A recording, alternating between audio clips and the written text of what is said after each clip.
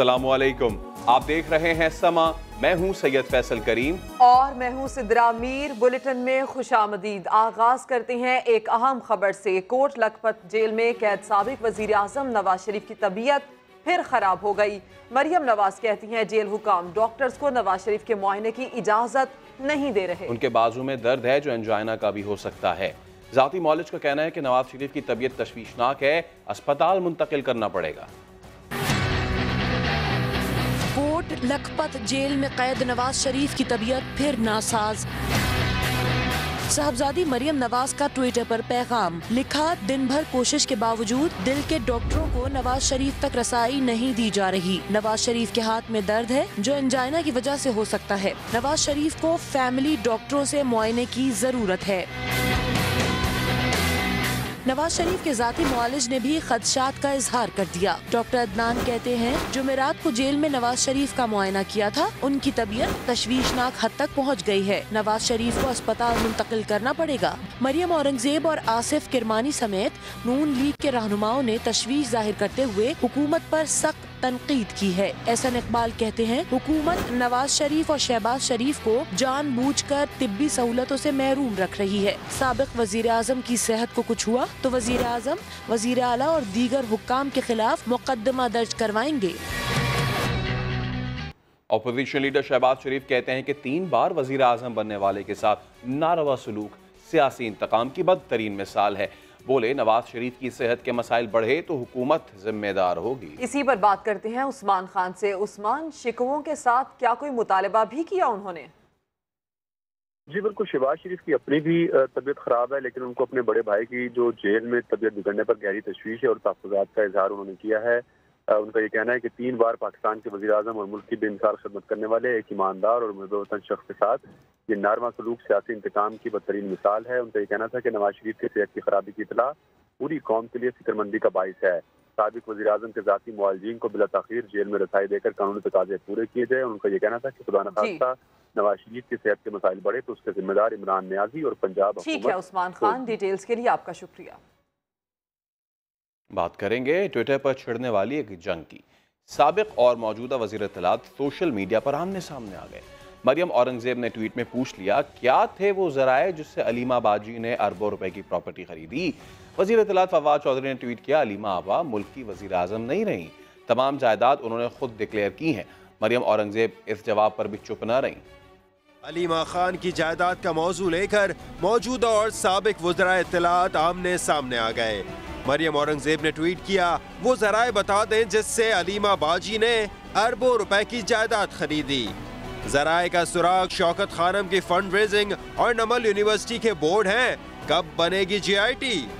फवाद चौधरी ने जवाबी ट्वीट में कहा, अलीमा आपा मुल्क की वजीर आजम नहीं रही, उन्होंने सारी जायदाद खुद डिक्लेयर की है। जब जिंदगी में खुद कोई टके की भलाई का काम नहीं किया तो अपनी मरहूम सियासत को नई जिंदगी देने के लिए शौकत खानम अस्पताल और नमल जैसे इदारों को मुतनाज़ा न बनाए।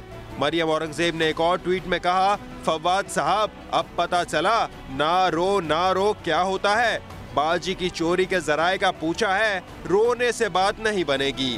ट्विटर वॉर के बाद मरियम औरंगजेब ने फिर महाज संभाला, बयान दिया कि चोरों की बारात है, हुकूमत के दुल्हा वजीर आजम इमरान खान साहब हैं, चोर चोर डाकू डाकू कहने वालों की बातचीत चोर निकली।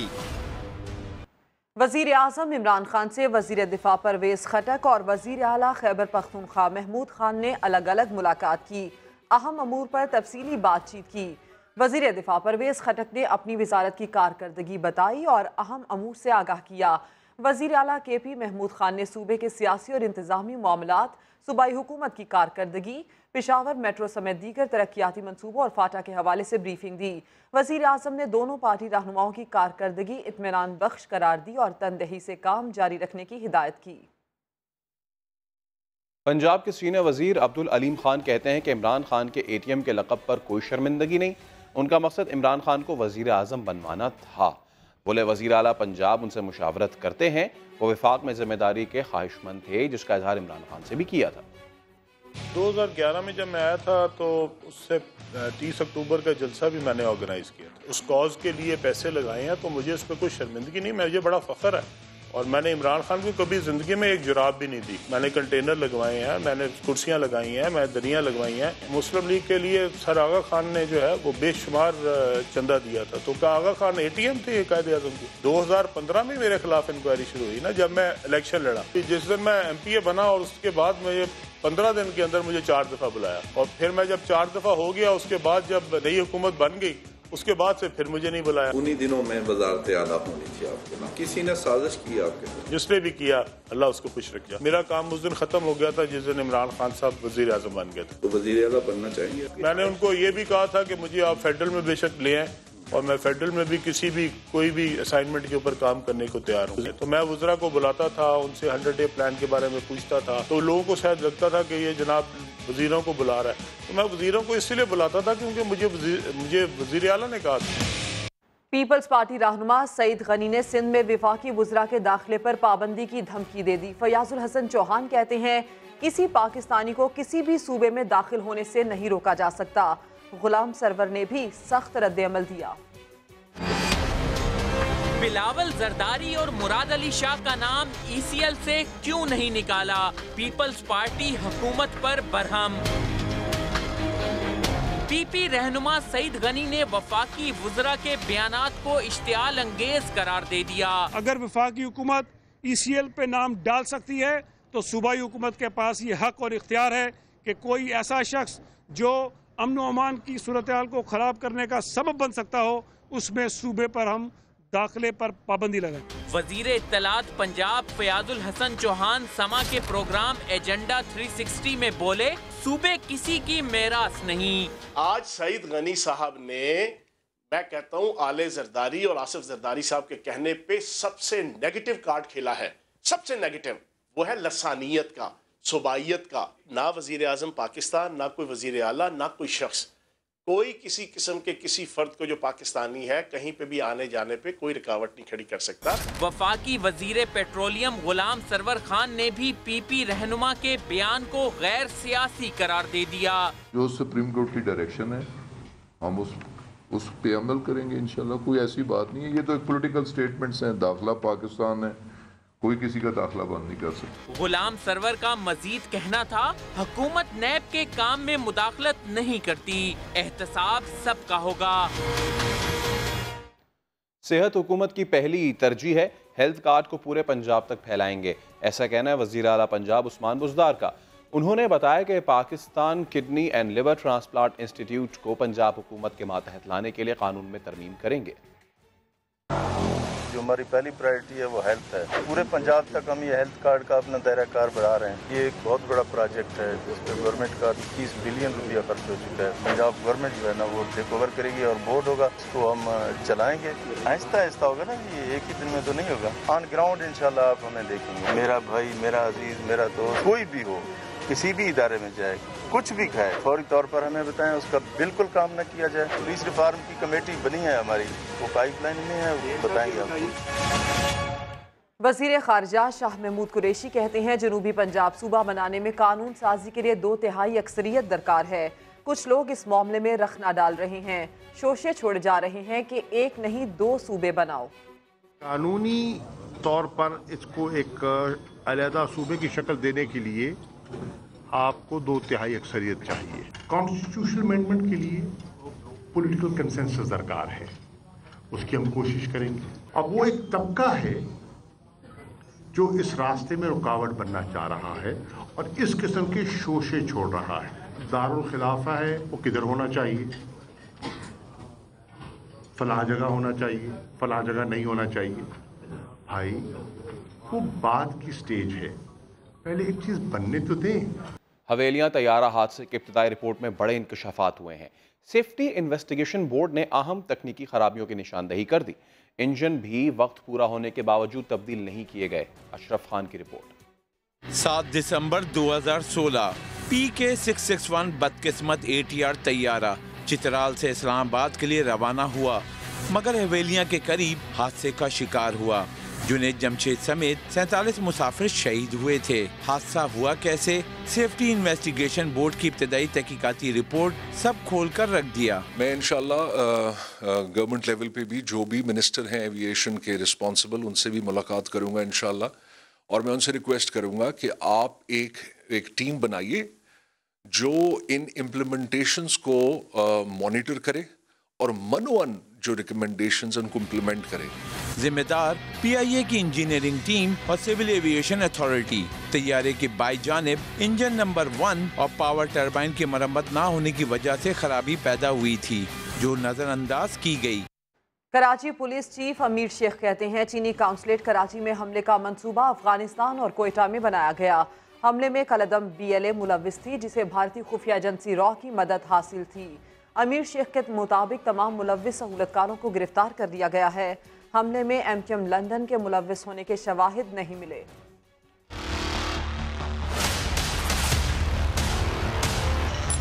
इनका और मंसूबा था कराची में दहशतगर्दी करने का। सहूलतकार इधर आते रहे, 3D थाने के किसी होटल छोटे से में रहते रहे, कभी लियारी में रहते रहे। असल इनका घर जो आरिफ नाम के बंदे का था वो बल्दिया में। फाइनली उधर से सुबह को आए थे और यहाँ पे आके उन्होंने हमला किया था। सहूलतकार भी गिरफ्तार हो चुके हैं। इसमें अभी तक लंदन बेस्ड कोई कनेक्शन नहीं आया। पहले उनको नहीं पता था कि बल्दिया टाउन में इतनी बड़ी प्लानिंग हो रही है। हमारे पास इस तरह की इंटेलिजेंस नहीं थी इस हवाले से पहले।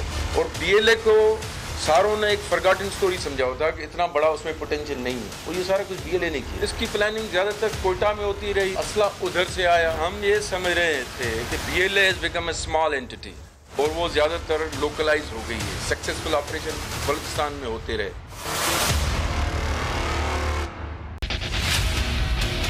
कराची में चीनी कॉन्सुलेट पर हमले का मंसूबा कहां बना, किसने बनाया, किसने सहूलतकारी की, दहशतगर्द कहां से आए? कराची पुलिस ने सब पता लगा लिया है। हमले की मंसूबाबंदी BLA कमांडर असलम उर्फ अच्छू ने अफगानिस्तान में की। भारतीय खुफिया एजेंसी रॉ असलम अच्छू की मददगार थी। हमले में इस्तेमाल होने वाला असलहा एक कश्ती के इंजन में छुपाकर कोयटा से बजरिया ट्रेन तक कराची लाया गया। बल्दिया कराची के रिहायशी आरिफ मैकेनिक नामी सहूलतकार ने यह असलहा वसूल किया। दहशतगर्द भी बल्दिया में आरिफ मैकेनिक के घर में ही मुकीम रहे। हमले की मंसूबाबंदी अगस्त से शुरू होकर नवंबर तक जारी रही और मुख्तलिफ औकात में आरिफ मैकेनिक चीनी कौंसल खाने की रैकी करवाता रहा। सहूलतकार चीनी कौंसलेट के वीज़ा सेक्शन में बैठकर आने जाने वाले रास्तों और कुर्बो जवार का जायजा भी लेते रहे। दहशतगर्दों ने 23 नवंबर 2018 को चीनी कौंसलेट पर हमला किया, जिसे पाक वतन के बहादुर बेटों ने नाकाम बना दिया। कराची के इलाके डिफेंस में चीनी शहरी को लूटने वाले उसी के सिक्योरिटी गार्ड अंदरूनी सिंध से पकड़े गए। मुल्ज़िमान 30 लाख रुपए छीन कर फरार हुए थे। सऊद बिन मुर्तजा की रिपोर्ट। कराची में रखवाले लुटेरे बन गए। खयाबान राहत में बंगले में चीनी बाशिंदों की सिक्योरिटी पर तैनात थे कि नीयत खराब हो गई। गुज़िश्ता रोज 30 लाख रुपए लूट कर अंदरूने सिंध फरार हुए। जो जामशोरो टोल प्लाजा है वहाँ पे एक टीम डिप्यूट हुई जामशोरो पुलिस की, DSP देशक की सरबराही में, और उन्होंने वहाँ पे मुल्ज़िमान को अरेस्ट किया। दोनों मुल्ज़िमान ने चीनी बाशिंदे को न सिर्फ लूटा बल्कि जख्मी भी किया। जो मुख्तलिफ प्राइवेट सिक्योरिटी कंपनीज हैं शहर में, उनके जो हायरिंग का तरीका है या उनके अंदर जो स्टाफिंग का तरीका है उसके ऊपर एक सीरियस रिव्यू करना चाहिए। जख्मी चीनी बाशिंदे के रिश्तेदार ने भी पुलिस कारकर्दगी को सराहा। हुक्काम के मुताबिक मुल्ज़िमान का ताल्लुक अंदरूनी सिंध से है। कैमरामैन कासिम रईस के साथ सऊद बिन मुर्तजा, समा, कराची। सुप्रीम कोर्ट में सानिहाय आर्मी पब्लिक स्कूल पेशावर अज खुद नोटिस की समाअत 14 जनवरी को होगी। चीफ जस्टिस मियां साकिब निसार सरबराही 3 रुकनी बेंच समाअत करेगा। तहकीकाती कमीशन ने साबिक कोर कमांडर पेशावर समेत दीगर को तलब किया है। सुप्रीम कोर्ट में सानिहाय APS अज खुद नोटिस की समाअत पीर को मुकर्रर।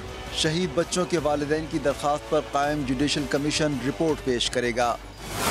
Attorney general, chief secretary KP, secretary दाखिला, कमीशन के सेक्रेटरी और एडवोकेट जनरल KP को नोटिस जारी कर दिए गए। तहकीकाती कमीशन ने साबिक कोर कमांडर पेशावर समेत दीगर फौजी अफसरान, साबिक IG पुलिस नासिर दुर्रानी और साबिक DIG आलम शनवारी को तलब किया है। कमीशन ने वजारत दिफा और सूबाई चीफ सेक्रेटरी को मरासला अरसाल करते हुए 3 दिन में जवाब तलब कर लिया। सुपर सलार से कराची में ताजिरों के वफ़द ने मुलाकात की।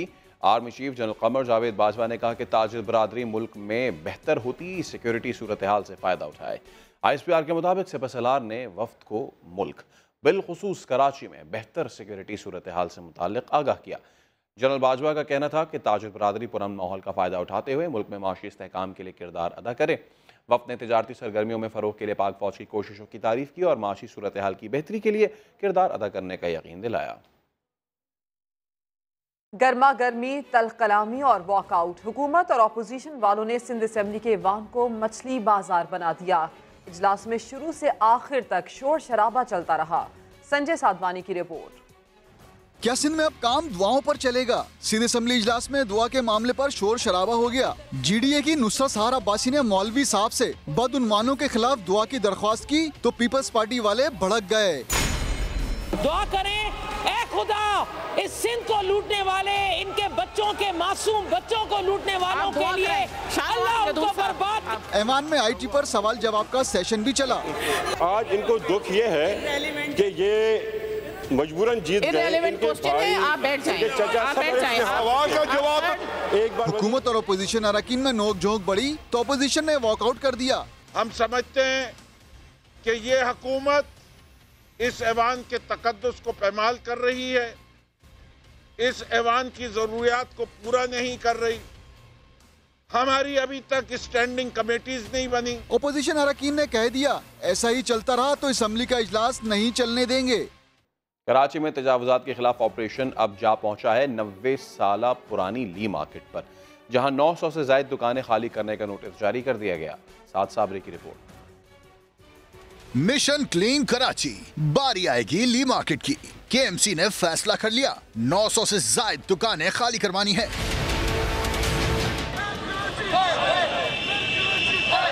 फिर क्या था, दुकानदारों और ताजिरों ने एहतजाज किया। यहाँ पे 1961 के अलॉटीज हैं। हमारी दूसरी नस्लें, तीसरी नस्लें यहाँ पे कारोबार कर रही हैं और लोग पक्के किराएदार हैं, डिफॉल्टर नहीं है। ली मार्केट को असल हालत में बहाल करना है। ऑपरेशन किया जाएगा बिल्कुल एम्प्रेस मार्केट की तरह। कैमरामैन एरिक परेरा के साथ साद साबरी, समा कराची। मेयर कराची वसीम अख्तर विफाकी हुकूमत पर बरस पड़े। कहते हैं शहर के मसाइल को विफाकी हुकूमत ने संजीदा नहीं लिया। आज भी विफाकी प्रोजेक्ट सुस्त रवि का शिकार हैं। हमने PTI से शहर के मसाइल को मुआहदे में रखा था, हुकूमत को संजीदा होना पड़ेगा। वफाकी हुकूमत ने कराची के इश्यूज पे कभी भी सीरियसनेस शो नहीं की। कराची के जो बड़े इश्यूज हैं, जो फेडरली फंडेड हैं, वो आज भी सुस्त रवि का शिकार हैं। हमने जब PTI से एग्रीमेंट किया था तो सियासी कंडीशंस नहीं लगी थी, हमने कराची के इश्यूज पे कंडीशंस लगाई। कराची के लोग बिलक रहे हैं आज इन सारी फैसिलिटीज के लिए, बेसिक नीड्स के लिए। ये कराची पूरे मुल्क को चलाता है, पूरे मुल्क को पालता है। कराची के साथ दुश्मनी है ये। कराची के इश्यूज को कोई भी सीरियस नहीं लेता। हुकूमत वक्त है, उसको सीरियस लेना होगा। पाकिस्तान में कितने अफराद पढ़े लिखे हैं, कितने अनपढ़ हैं, कितने ब्याहे, कितने कुंवारे, कितने शहरी, कितने देहाती, कितने कमाऊ, कितने निखट्टू, सब पता लग चुका है। लेबर फोर्स सर्वे 2017-18 की तफसीलात जारी कर दी गई हैं। रिपोर्ट के मुताबिक मुल्क की कुल आबादी 20 करोड़ 66 लाख से जायद है। 7.5 करोड़ से जायद अफराद शहरों में मुकीम है। 13 करोड़ से जायद आबादी देही इलाकों में है। सर्वे से ये पता लगता है कि आधे से ज्यादा पाकिस्तानियों की शादी खाना आबादी हो चुकी है। मजमूई आबादी के 53.5% यानी 11 करोड़ 5,46,000 अफराद शादीशुदा हैं। इसी तरह 42.3% यानी कि 8 करोड़ 74 लाख से जायद लोग गैर शादीशुदा हैं, जबकि तलाक याफ्ता अफराद की शरह 8.3% है। मुल्क में 6 करोड़ 17 लाख अफराद बरसरे रोजगार हैं, जबकि बेरोजगारी की शरह 5.9% बनती है। अगर तालीम की बात की जाए तो सर्वे के मुताबिक मुल्क में 12 करोड़ 87 लाख से जायद अफराद लिखना पढ़ना जानते हैं, जो मुल्की आबादी का 62.7% बनता है, जबकि अनपढ़ अफराद की तादाद 7 करोड़ 79 लाख से जायद है। 11.9% आबादी मैट्रिक पास है, तो 36.9% आबादी मैट्रिक पास भी नहीं है। ग्रेजुएट या इससे ज्यादा पढ़े लिखों की तादाद सिर्फ और सिर्फ 6% बनती है।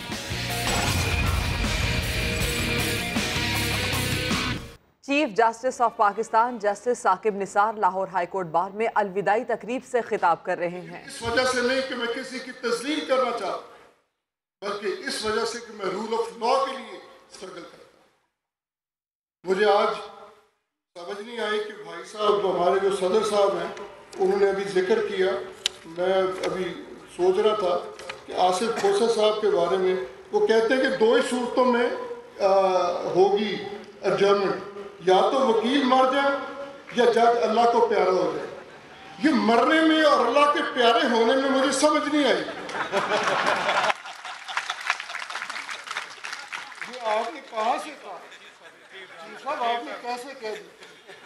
जज साहब का सिर्फ एक ही हमेशा मिशन रहा है कि वकील है या नहीं है, मुझे इंसाफ करना है। मैं एक मजलूम को जो कई सालों से कैद और सोबत बर्दाश्त कर रहा है, उसकी दादरसी करूं, उसको इस कैद से निजात दिलाऊं।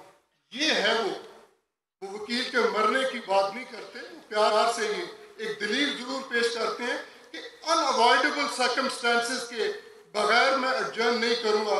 ये है वो उनका पैशन, ये है वो उनके माशाल्लाह इंसाफ के लिए एक रुझान और रवैया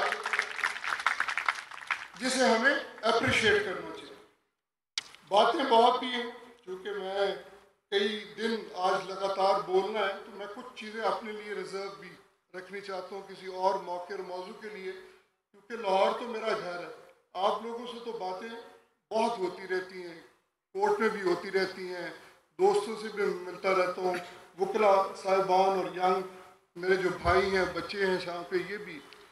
एक चीज़ मैं अपने वकला के लिए ज़रूर अर्ज करना चाहूँगा कि आप लाजिम व मलजूम हिस्सा हो इस जुडिशल सेटअप का, इस जुडिकेचर का, और आपको अपना मकाम जो हाइट्स है इस प्रोफेशन की, वो सिर्फ एक ही ज़रिए से मिल सकती है। और उसकी मैं आपको एक मिसाल पेश करता हूँ। SM ज़फ़र साहब एक दफ़ा हमारे कॉलेज में भी स्टूडेंट था, कॉलेज तशरीफ़ लाए और उन्होंने कहा कि ये कामयाब वकील बनने के लिए 10 फैक्टर्स हैं, 10 फैक्टर्स। उन्होंने कहा जी 9 factors out of the 10 are hard work. फिर पॉज लिया और फिर कहा कि 10th 2 is the hard work. आपको मेहनत करनी है, आपको मेहनत करके ओथ कमिश्नर ही बनना, आपको मेहनत करके इजाज हुसैन बटाली बनना है, आपको मेहनत करके M सलीम बनना है, आपको मेहनत करके यहाँ पे SM ज़फ़र बनना है। और फिर देखिए कि आपका माशाल्लाह क्या मकाम। आपने हक के लिए आपने अपने क्लाइंट की केस को प्लीड करना। इसी कोर्ट में, इन्हीं अदालतों में मैंने बेइंतहा आला आर्गूमेंट सुने, बहुत आला वकला के। अनफॉर्चुनेटली आज मैं मोहतरम आसिफ कई दफ़ा ये बात सुनते हैं, करते हैं कि आज इस कोर्ट को 22A ने जरकमाल बना लिया है। हमें उस रिट से बाहर निकलना है। यहाँ पे इन्हीं कोर्ट्स पे constitutional high quality civil cases, high quality criminal murder references पे आला दलील के साथ मुकदमात की पैरवी होनी चाहिए, ना कि ये कि जी 22 ये दावा ये पर्चा रजिस्टर हो रहा है कि पर्चा रजिस्टर नहीं हो रहा। हाई कोर्ट का ये मकाम नहीं। और बहुत जल्द हम आपको पुलिस रिफॉर्म्स की शक्ल में इंशाल्लाह 14 तारीख को एक तोहफा दे रहे हैं कि एक ऐसा सेटअप हम क्रिएट कर रहे हैं with in the police reforms कि ये इंशाल्लाह ताला 22A और 22 का जो आपकी ये मुश्किलात हैं ये दूर होंगी और with in the police setup इंशाल्लाह लजीज एक मैकेनिज्म प्रिस्क्राइब किया जाएगा कि इन मामलों को ठीक किया जा सके। मैं ज़्यादा उस पर बात नहीं करना चाहता, लेकिन ज़रूर जिक्र करूँगा। अभी सदर साहब ने कुछ रेफरेंसेस का जिक्र किया, मैं इतना उनको कहूँ, आज सुप्रीम जुडिशल काउंसिल में सिर्फ 2 रेफरेंसेस पेंडिंग है। हमने सब रेफरेंसेस मेरिट पे डिस्पोज ऑफ कर दिए और वो एक नहीं था, वो कई रेफरेंसेस थे। उन रेफरेंसेस को हम अपने जजेस के गले का फंदा नहीं बना सकते। हम मेरिट्स पे डिसाइड करेंगे। अगर रेफरेंसेस बनते हैं तो फिर इंशाल्लाह ताला आप देखिए इंसाफ होता है, लेकिन अगर झूठे रेफरेंसेस फाइल किए गए तो जजेस को ब्लैकमेल हम नहीं होने देंगे। यही है इंसाफ के तकाजे जो हमें पूरे करने। मैं बड़े यकीन के साथ आपको बता रहा हूँ कि 2 रेफरेंसेस पेंडिंग, इसके अलावा हमारे पास कोई तीसरा रेफरेंस इस वक्त मौजूद नहीं। तो अल्हम्दुलिल्लाह हम अपना एहतसाब खुद कर रहे हैं और आपसे भी मैं यकीन रखता हूँ कि Pakistan bar council, Punjab bar council, जहाँ पे आपको अपने वकला का एहतसाब करना है, आप भी इसी शऊर के साथ इंशाल्लाह इंसाफ फरमाएंगे और आप भी अपने घर जिस तरह हमें ठीक करना है आप भी ठीक कर फरमाएंगे। पाकिस्तान जिंदाबाद। Chief justice of Pakistan justice Saqib Nisar अलविदाई तकरीब से खिताब कर रहे थे। उन्होंने ये कहा है कि मैंने कोई भी गलती अगर की हो तो उसमें बददियानती नहीं है। दानिस्ता और गैर दानिस्ता मुझसे बहुत गलतियां हुई, लेकिन किसी दूसरे के डोमेन में मुदाखलत नहीं की। साल 2019 में आवाम के लिए महंगाई का एक और तोहफा, दवाओं की कीमतों में 9 से 15% इजाफा कर दिया गया। ड्रग रेगुलेटरी अथॉरिटी ने कीमतों में इजाफे का नोटिफिकेशन जारी कर दिया। अशरफ खान की रिपोर्ट। मुल्क भर में महंगाई का तूफान आ गया, दवाओं की कीमतों को पर लग गए। नए साल में ड्रग रेगुलेटरी अथॉरिटी ने मुख्तलिफ दवाओं की कीमतों में इजाफे का ऐलान कर दिया। नोटिफिकेशन जारी कर दिया गया। दवाएं 9 से 15% तक महंगी कर दी गयी। वफाकी वजीर आमिर केयानी का कहना है मकामी दवासाज कंपनियों की मुश्किलात बढ़ गई थी। कंपनीज ने 24% इजाफे का मुतालबा किया था। वो ज्यादा थी, वो ऑब्वियसली वो तो 24-25 का कह रहे थे। हमने 9% और 15% किया। और कुछ मेडिसिन है, जब आप लिस्ट देखेंगे उसमें कुछ ज़्यादा 50-50 तकरीबन रफली जो कम भी हुई हैं और कुछ महंगी हुई हैं। जो हमने फिर उनको जो आम यूज़ किए हैं वो हमने थोड़ी सी कम भी की। कुछ कंपनीज ने तो इंतहा कर दी, दवाओं की कीमतों में 17% तक इजाफा कर दिया, जिसमें नेबुलाइजर की दवा भी शामिल है। डॉलर की ऊंची उड़ान ने ये कहर ढाया है। गरीब मरीजों का क्या बनेगा जब दवाएं भी महंगी मिलेंगी। Ashraf Khan, Samaa, Karachi. Welcome back. Asghar Khan case किसी सूरत बंद नहीं होगा, सुप्रीम कोर्ट ने FIA की दरखास्त मुस्तरद कर दी। सेक्रेटरी दिफा से पेशरफ्त रिपोर्ट भी तलब कर ली। चीफ जस्टिस ने रिमार्क्स दिए कि असल तहकीकात का वक्त आया तो रुकावटें आने लगी। असगर खान की जद्दोजहद रायगा नहीं जाने देंगे। इस्लामाबाद से जुल्करनैन इकबाल की रिपोर्ट।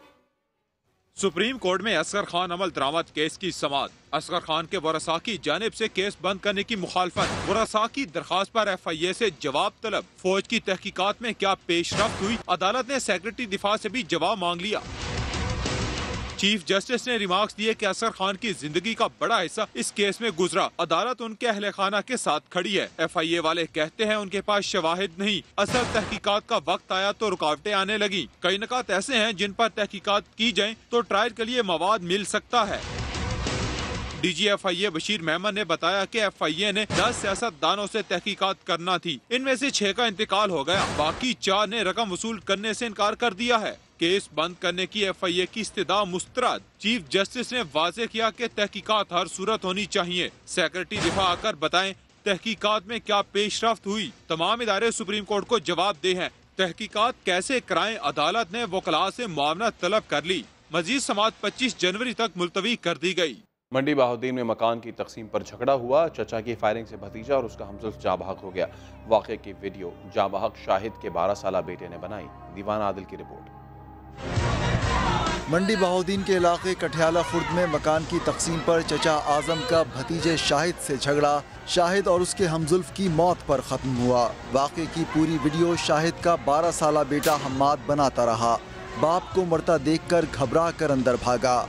मैंने फ़ोन से फिल्म बना ली और फिर मुझे कब मारने लगा, मैं अंदर चला गया, फिर अंदर से कुंडी लगा ली थी। घर की खवातीन ने शाहिद की बीवी को भी मारा। पहले आजम ने फायरिंग की, फिर बाप की देखा देखी बेटे ने भी जदीद असलहे से कज़न पर गोलियां चला दी।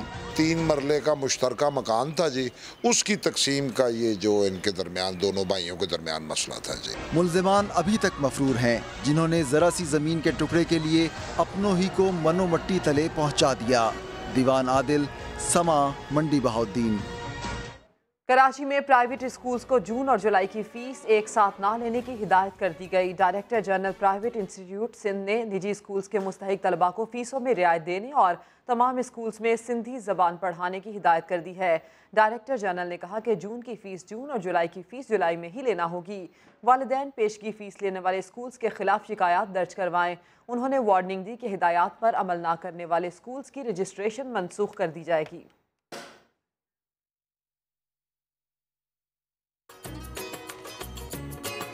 और हर सू छाया है सफेदा, क्योंकि मलका कौसार मरी में बर्फबारी का सिलसिला वक्फे से जारी है। सयाह मॉल रोड पर एंजॉय कर रहे हैं। इस बारे में मजीद बताएंगे जफर इकबाल रहीम। ये मलका कौसार मरी में गुस्सा रोज शुरू होने वाला बर्फबारी इस वक्त तक जारी है। आज वीकेंड नजदीक आ गया, इसलिए सयाहों की एक बहुत बड़ी तादाद बर्फबारी की इत्तलात मिलने के बाद मलका कौसार मरी पहुंची हुई है, जो यहाँ पर मुख्तलिफ तरीके से एंजॉय कर रहे हैं। कोई सेल्फी बना रहा है, कोई फोटोग्राफी कर रहा है। और इस वक्त मेरे साथ एक सयाह फैमिली मौजूद है। आइए इनसे पूछते हैं कि ये इस बर्फबारी को कैसे एंजॉय कर रही हैं। मैं इस टाइम इतना एंजॉय कर रही हूँ कि मैं सबको यही इस टाइम मैसेज यही दूंगी कि सब अपनी फैमिली के साथ यहाँ पे आएँ, फुल एंजॉय करें। कल वीकेंड होने के बाद सयाहों की एक बहुत बड़ी तादाद यहाँ पहुँचेगी और मौसम का हाल बताने वालों का कहना है कि बर्फबारी का ये सिलसिला आइंदा 24 घंटे तक जारी रहेगा। जी जफर इकबाल रहीम, आपका शुक्रिया। दूसरी जानिब स्वात के बालाई इलाकों में बर्फबारी का नया सिलसिला शुरू हुआ तो बच्चों ने खूब हल्ला गुल्ला किया। सैयद शहाबुद्दीन की रिपोर्ट। बर्फबारी का नया स्पेल, बर्फ से ढके पहाड़, यख बस्ता हवाएं। सवात के बालाई इलाकों में आसमान से गिरते सफेद मोती। वादी कालाम, मालम जब्बा और मयांदम वैली ने सफेद चादर ओढ़ ली। बच्चों ने भी घरों से निकलकर खूब हल्ला गुल्ला किया। मकानात की छतें बर्फ से ढक गईं तो छोटे बड़े लकड़ी से बने आलात उठाकर बर्फ हटाने के लिए बाहर निकल आए। बर्फबारी के बाद हम ये बर्फ इसलिए साफ करते हैं कि ये बहुत वजनदार होती है। हमारे यहाँ सारे कच्चे मकानात हैं, ये फिर गिर जाता है, इसका बहुत ज़्यादा वजन होता है। बर्फबारी के बाद सड़कें बर्फ में छुप गईं। खून जमा देने वाली सर्दी में गाड़ियां भी बंद हो गईं। कैमरामैन फरजंद अली के साथ सैयद शहाबुद्दीन, समा, सवाल। हर खबर के लिए विजिट कीजिए हमारी वेबसाइट sama.tv। इसके अलावा आप हमें फेसबुक और ट्विटर पर भी ज्वाइन कर सकते हैं। एक ब्रेक के बाद होंगी हेडलाइंस, देखते रहिए समा।